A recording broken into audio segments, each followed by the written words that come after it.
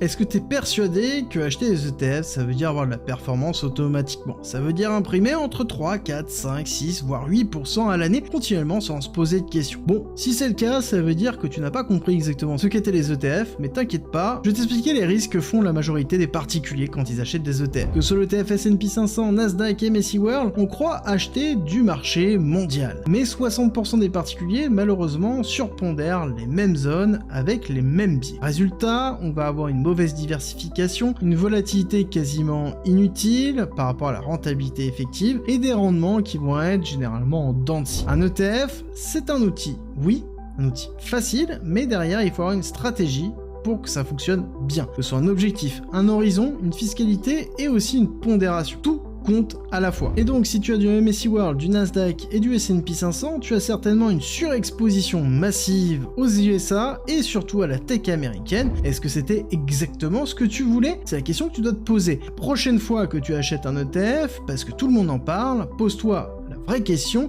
qui est: est-ce que ça sert vraiment ta stratégie? Est-ce que tu as vraiment envie d'avoir cette exposition? Et est-ce que c'est bénéfique pour tes investissements?